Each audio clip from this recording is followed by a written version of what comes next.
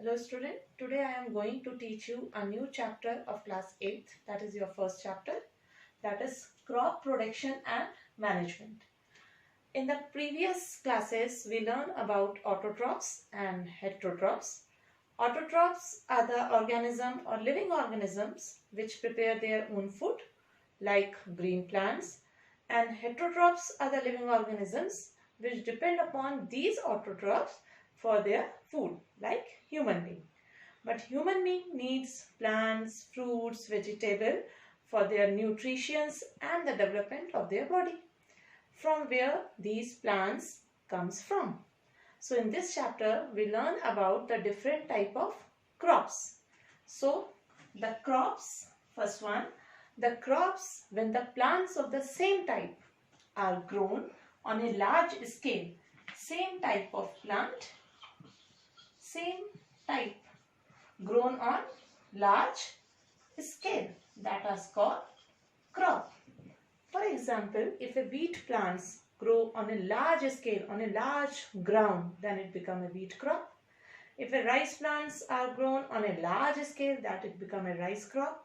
Similarly, if a mango tree are grown on a large scales, they are become a mango crops. So crops are many type: vegetable crops, fruit crops, wheat crops, rice crops. Different type of crops are there. But every crops we can't get in the same season. Every crops can be grown in a different season. So those crops which are, so there are different type of crops. Some are kharif crops, some are rabi crops. So kharif crops are the crops that are grown on the rainy season, like rice, that is also called paddy because it needs lots of water, and the rabi crops which are grown on the summer season. They do not require much water. So different type of crops are grown on different season. Now, if you need a good production of the crop, it is not like that you are just digging up the hole and put the seed and the plant start growing. We need a proper practice.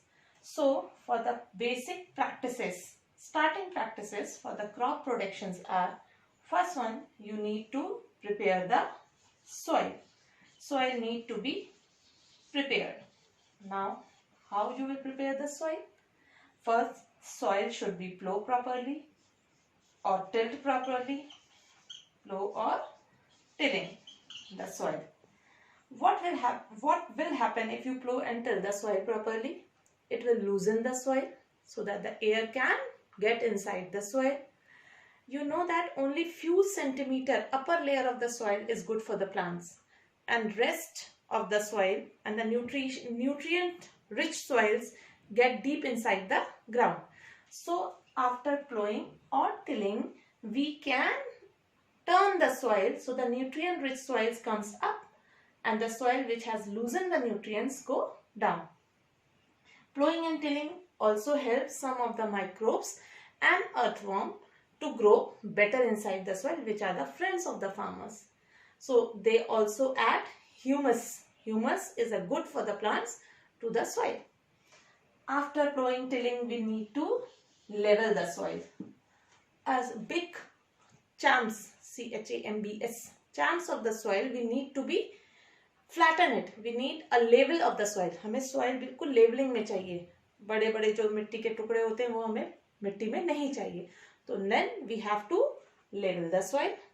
This is all comes in the soil preparation. First you need to plow or tilling, turning up the soil, level the soil. Now for a better condition of the soil, we need to add manure or fertilizer as needed by the plant. So the soil become more fertile. This soil has been prepared. Now we need to choose the seed. Seed should be good quality. It should be taken from the good quality of plants. For example, if you are going to do the wheat crops, we are going to grow the wheat crops, wheat seed should be of good quality.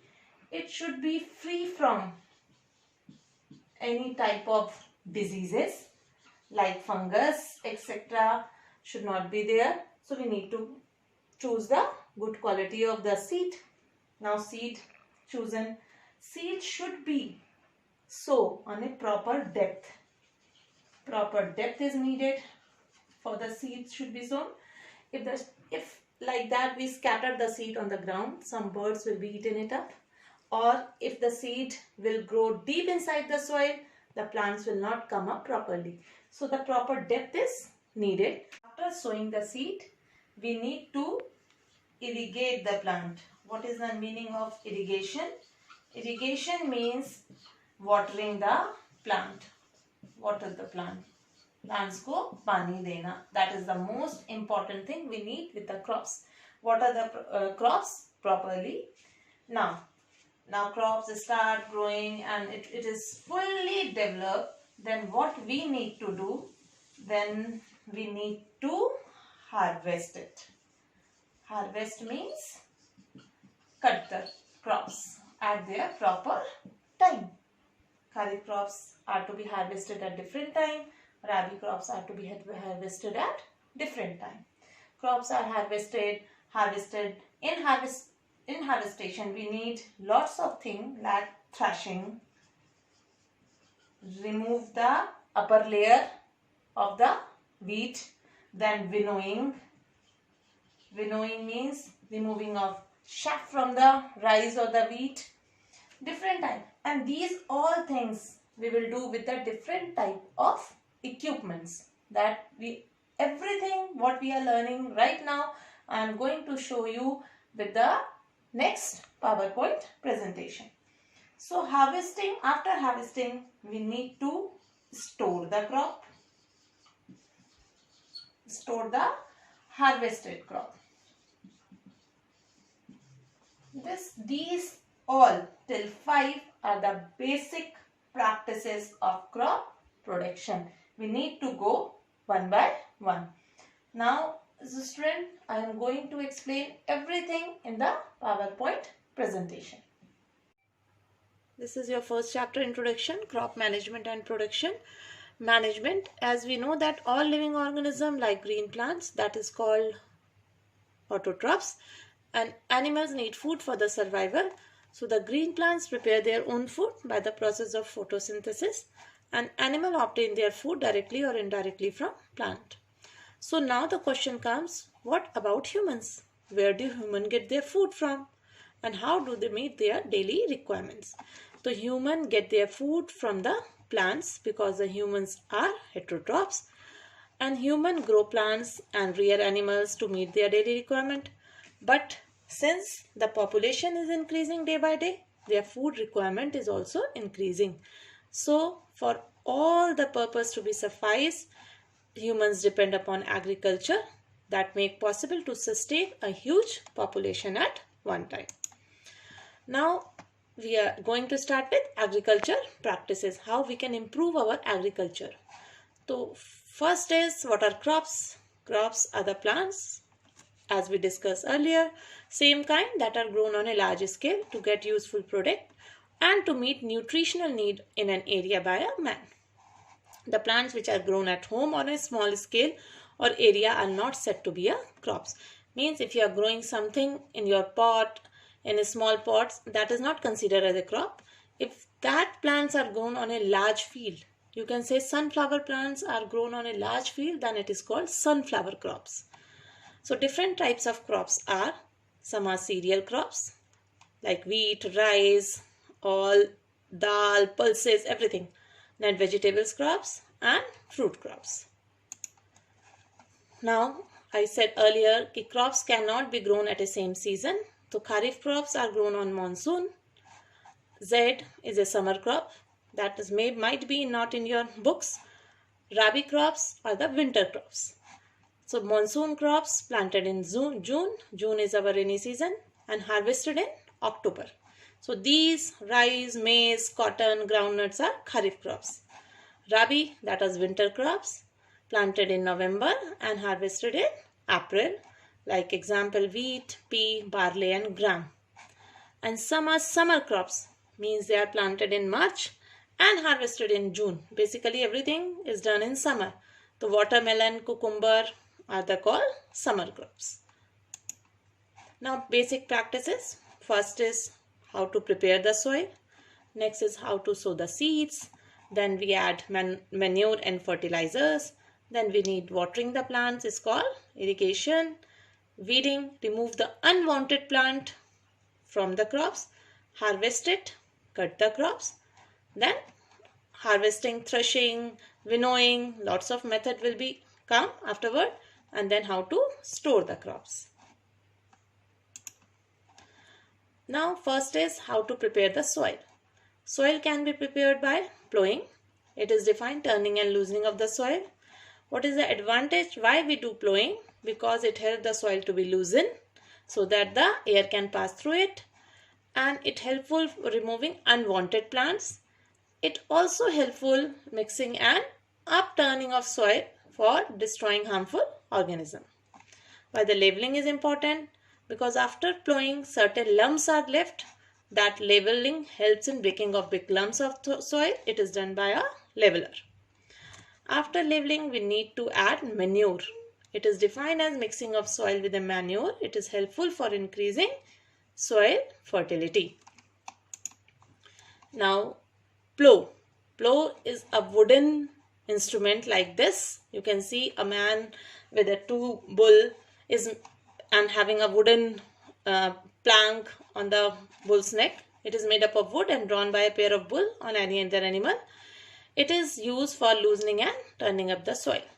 Next is zow. It is a long rod of wood, a strong broad plate of iron like this, जिसको हिंदी में हम फावड़ा भी बोलते हैं, and it is used to loosen the soil.